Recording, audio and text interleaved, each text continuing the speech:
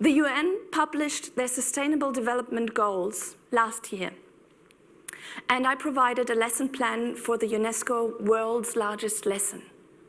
It was a procedure that was supposed to make everyone aware of these goals, but I still find that not enough people know about them.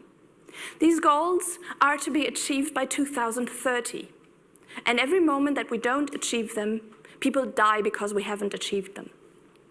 They are goals like end poverty, fight hunger, and provide quality education for all. I thought, what if we made this the goal of our curriculum, the goal of our teaching, and we connected all learning to actions that helped achieve these goals? I had to change them a little bit, because for me, arts and culture were a bit underrepresented. So I added the theories of the German educational scientist Wolfgang Klafki and the Harvard professor Fernando Reimers, who I also met in Dubai. And I said, okay, let's work towards peace, health, culture and art, ethical technology, human rights, and relationships and happiness. It is widely acknowledged that through the course of their school years, our students are likely to lose some of their creativity and their curiosity. And I believe they also might lose their natural drive to take action when they see inequality.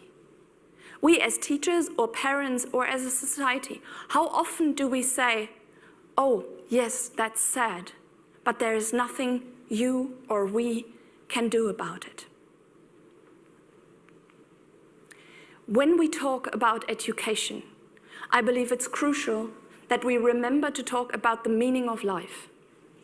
And to me, as long as the world has these problems, that's my meaning of life, to contribute little bits to work towards these goals. And don't come and say, okay, but we have to talk about more complex things, like, I don't know. There are people who have lots of ideas.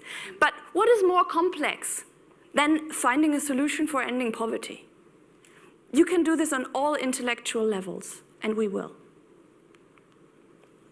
Latest numbers from UNESCO, 260 million children in the ages of primary and secondary education are out of school. For every 100 children, there will be 142 by 2030. And we're going to have to recruit 68.8 million teachers before 2030. At the moment, we have 62 million teachers in the world, and much more than 1 billion students, 1.2 billion students. That's a seventh and more of the world population. If we started working towards these goals, we could be a big movement. And 10 years from now, we would already be 2 billion and then 3 billion people. This could be a mindset that we all commit to and that we can use to change the world. Our curricula at the moment already focus on some of these problems, many of them. We try to understand them in school, we try to analyze them in school, and we discuss them in school. But this next step of actually taking action, we're not doing that as often at the moment. Education, to me, is the most important topic.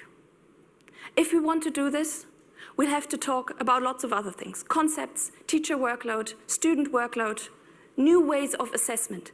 There are already a lot of ideas going on. All the teachers I know are involved in creating some kind of progress, but I notice that it is not in the public eye. We love to focus on those old-fashioned stories and the non-inspiring teachers. If we overcome boundaries in education, mental boundaries, we will overcome boundaries through education. And I hope that you find this just as important as I do and find it worth peacefully taking action towards achieving this. Thank you very much.